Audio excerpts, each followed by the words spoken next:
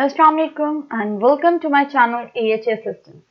Dear students, lecture number 8 Training and Development 5006 Unit 1 हम study कर रहे हैं जिसका 1.2 लर्निंग ऑफ मैनेजर्स के टॉपिक्स हम डिस्कस कर रहे हैं। आज का लेक्चर किस टॉपिक पे बेस्ड है? आज का लेक्चर बेस्ड करेगा application of learning cycle and learning styles पे। साथ ही साथ हम मजीद दो टॉपिक्स को डिस्कस करेंगे, पीपल हु हैव डेवलपमेंट और इम्प्रूविंग प्रोसेस ऑफ लर्निंग। इसी के साथ हमारा 1.2 टॉपिक कंप्लीट हो जाएगा इस यूनिट का। So let's begin. सबसे पहले डिस्कस करते हैं application of learning cycle and learning style. अब लर्निंग साइकिल क्या है? डेविड कॉल्ब ने कुछ लर्निंग स्टाइल्स पब्लिश किए 1984 में।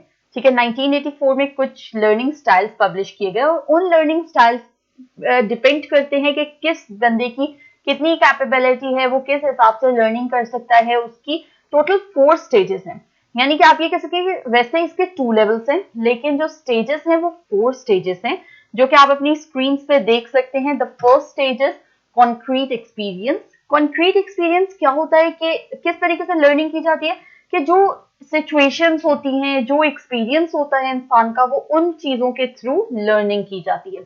इसी तरह से सेकेंड आ जाता है reflective observation of the next experience, यानी कि अब इंसान के लिए जो आगे की जो सिचुएशंस हैं, जो प्रॉब्लम्स होंगी, फेस करनी पड़ेंगी, या जो इनकंसिस्टेंसीज हैं, वो एक्सपीरियंस और अंडरस्टैंडिंग के दरमियान उन चीजों की बेसिस पे जो चीजें वो लर्न करता है ना, वो इसके अंडर आ जाती हैं। उसके बाद एब्स्ट्रैक्ट कॉन्सेप्चुलाइजेशन आ जाती है। इसमें क्या होता है कि न्यू आइडियाज, न्यू इनोवेशंस, यानी कि नई थिंकिंग को प्रमोट किया जाता है कि किस तरीके से, और उसी के थ्रू लर्निंग की जाती है। उसके बाद एक्टिव एक्सपेरिमेंटेशन आ जाती है। मैंने आपको प्रीवियस लेक्चर में बताया था कि प्रैक्टिकली जो चीज इंसान सीखता है वो उसको ज्यादा टर्म्स तक याद रहती है। इसीलिए कॉल्ब्स का भी जो ये एक्सपेरिमेंशियल लर्निंग की जो एक पॉइंट है ना, जो थ्योरी है, उसके अकॉर्डिंग सबसे ज्यादा यही ज्यादा इफेक्टिव है। इसको हम फिगर के फॉर्म में अगर देखें कॉल्ब साइकिल को, तो कॉन्क्रीट एक्सपीरियंस आ जाता है, उसके बाद reflective observation, abstract conceptualisation, active experimentation. ठीक है, ये कुछ चीजें आ जाती हैं जो कि इसने डिफरेंट कॉन्सेप्ट्स दिए लर्निंग के हिसाब से। ये लर्निंग साइकिल कहलाता है। ठीक है, और इसकी एप्लीकेशन किस तरह से होती है कि जब एक मैनेजर है, क्योंकि हम मैनेजर की टर्म्स में स्टडी कर रहे हैं ना इस चैप्टर में, तो हम हर चीज को मैनेजर के साथ ही लिंक करेंगे। जब एक मैनेजर होता है, वो एक ऑर्गेनाइजेशन में है, तो हर स्टेप पे उसको कुछ ना कुछ सीखने को मिलता है। ठीक है, वो कुछ ना कुछ लर्न करता है, और जब जो जो चीजें वो लर्न करता है, कुछ वो उसके एक्सपीरियंस से होती हैं, कुछ उसके न्यू इनोवेटिव आइडियाज होते हैं, कुछ बाकी लोगों की ऐसी चीजें होती हैं जिनको देखकर वो कुछ लर्न करता है, कुछ फीडबैक्स होते हैं, और बाकी मेन क्या आ जाता है कि जो वो प्रैक्टिकली कर रहा होता है उससे वो लर्न करता है। तो उसके बाद आ जाते हैं लर्निंग स्टाइल्स की तरफ। अब लर्निंग स्टाइल्स जिस तरह से, ये टोटल 4 डिस्टिंक्ट लर्निंग स्टाइल्स है। ठीक है, उसमें एक आ जाता है concrete experience. Concrete experience basically है क्या चीज? फीलिंग। अब यहां से ना आपने इस कॉन्सेप्ट को बड़े अच्छे से स्टडी करना है, बहुत अच्छे से इसको समझना है, गौर से लेक्चर को सुनना है, ताकि आपको इनका आपस का कोऑर्डिनेशन और कोलैबोरेशन को अच्छे तरीके से समझ आ सके। ये फिगर बहुत इंपॉर्टेंट फिगर है, इसके आपने प्रैक्टिस भी करनी है, क्योंकि अगर application of learning cycle and learning styles आता है तो ये फिगर बनाएंगे आप, ये फिगर आपको आता होगा तो थ्योरी आप खुद लिख सकते हैं, क्योंकि जो भी अब मैं बात करूंगी, जो भी मैं आपको समझाऊंगी, वो सब कुछ इस फिगर में मौजूद है, इसलिए आपने बहुत गौर से इस लेक्चर को सुनना है। अच्छा, अब जो 4 बेसिक चीजें हैं ना कॉन्क्रीट एक्सपीरियंस को, इसको अब हम इजी टर्म्स में स्टडी करते हैं। यानी कि कॉन्क्रीट एक्सपीरियंस क्या है कि जो चीज वो फील कर रहा है। ठीक है, वो फील कर रहा है क्योंकि वो एक एक्सपीरियंस से गुजर रहा है। उसके बाद रिफ्लेक्टिव ऑब्जर्वेशन क्या है? वॉचिंग, यानी जो वो देख रहा है। ठीक है, उसके बाद एब्स्ट्रैक्ट कॉन्सेप्चुलाइजेशन, जो वो सोच रहा है, और एक्टिव एक्सपेरिमेंटेशन, जो वो कर रहा है, that is what he is doing. अब जो भी आगे फर्दर लर्निंग स्टाइल्स होते हैं वो इन चारों चीजों का मिक्सचर ही होते हैं, और इन 4 में 4 और कॉन्सेप्ट्स आ जाते हैं जिनको हम स्टेप वाइज अभी स्टडी करेंगे, that is accommodating, diverging, converging और एसिमिलेटिंग। ये चारों कॉन्सेप्ट्स आपस में इंटरलिंक्ड है। किस तरह से? अगर एक बंदा फील भी कर रहा है और देख भी रहा है, यानी कि वो इन दो चीजों का अगर कंपैरिजन करें हम यानी इन दो चीजों को साथ साथ लेकर चलें तो दैट विल बी डाइवर्जिंग, ठीक है। इसी तरह से अगर एक बंदा देख भी रहा है और सोच भी रहा है तो दैट इज एसिमिलेटिंग। अगर एक बंदा सोच रहा है और कर रहा है तो दैट इज कन्वर्जिंग। और एक बंदा अगर कर रहा है और साथ में फील भी कर रहा है तो दैट इज अकोमोडेटिंग। इस तरह से ये साइकिल वर्क करती है। अब एक एक लर्निंग स्टाइल को हम स्टडी करते हैं। मैं एक आपके साथ शॉर्ट सा टेबल भी शेयर कर देती हूँ, इसके थ्रू भी आपको अच्छे से समझ आ जाएगा। फीलिंग और डूइंग अगर इन दोनों का मैचअप है तो दैट इज अकोमोडेटिंग, फीलिंग और वॉचिंग तो diverging, thinking and doing it is converging, and thinking and watching it is assimilating, ठीक है। मैंने आपको बोला ना, अगर ये वाला फिगर आपको अच्छे से आता है ना तो फिर आप इस पूरे क्वेश्चन को खुद लिख सकते हैं। फिर कुछ याद करने की, कुछ याद रखने की तो जरूरत है बिल्कुल ऑब्वियसली, लेकिन कुछ याद करने की उस तरह से जरूरत नहीं है। जस्ट आप लेक्चर के थ्रू अच्छे से क्वेश्चन को अटेम्प्ट कर सकेंगे। ओके, अब आ जाता है डाइवर्जिंग। मैंने इस लेक्चर को शॉर्ट किया है, ठीक है। मैं ज्यादा डिटेल में नहीं जाऊंगी इस लेक्चर के। मेरी कोशिश है कि मैं कुछ ऐसे पॉइंट्स आपके साथ डिस्कस करूं जिसके थ्रू आपको ये क्वेश्चन इजी भी लगे और आपके लिए मुश्किल भी ना हो। मैं इसकी बहुत ज्यादा वास्ट डिटेल्स में नहीं जाऊंगी क्योंकि उसकी जरूरत नहीं है। सबसे पहले कॉन्सेप्ट को हम स्टडी करेंगे डाइवर्जिंग को, यानी एक बंदा फील भी कर रहा है और देख भी रहा है। फीलिंग एंड वॉचिंग का हमारा क्या था, कॉन्क्रीट एक्सपीरियंस और साथ में रिफ्लेक्टिव ऑब्जर्वेशन। इन दो को हम स्टडी करते हैं। अब इसके कुछ करेक्टरिस्टिक्स आ जाते हैं। क्या करेक्टरिस्टिक्स है कि जो बंदा देख रहा है जो सिचुएशंस को, वो बहुत अच्छे से उसको देख रहा है, वो कीन ऑब्जर्वर है। उसके बाद वो बेहतर परफॉर्म करेगा आगे की सिचुएशंस में। उसके अलावा उसका जो कल्चरल इंटरेस्ट है वो बहुत अच्छा है और बहुत ज्यादा इंफॉर्मेशन इस तरह से गैदर कर लेगा कि वो एक चीज को फील भी कर रहा है, एक्सपीरियंस भी ले रहा है और साथ साथ लोगों को ऑब्जर्व भी कर रहा है।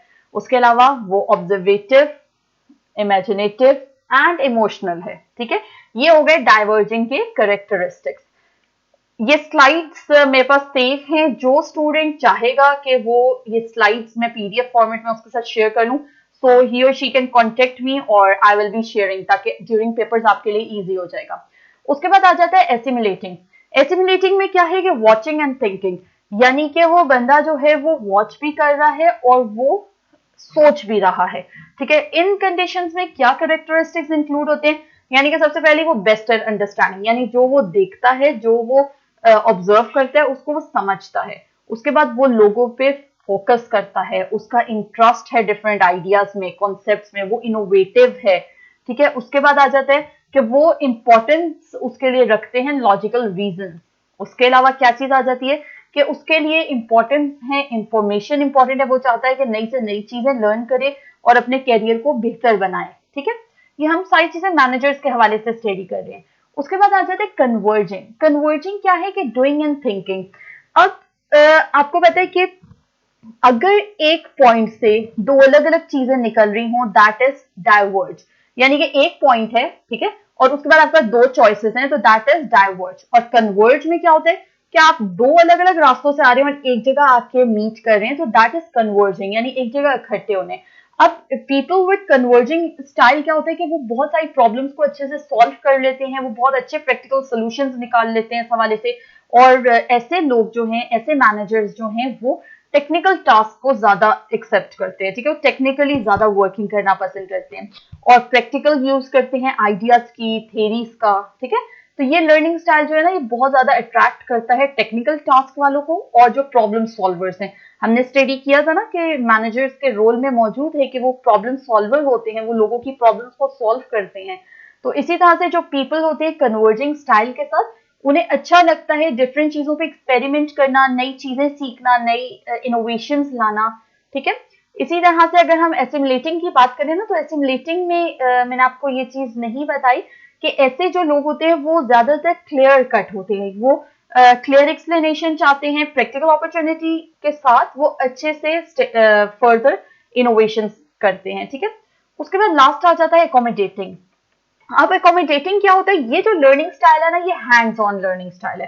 हैंड्स ऑन लर्निंग स्टाइल क्या है कि ये लॉजिक की जगह ना सोच पे ज्यादातर डिपेंड करता है, यानी कि जो फील कर रहे होते हैं ना उसको फिर वो कर रहे होते हैं उस हिसाब से, तो वो दैट इज अकोमोडेटिंग।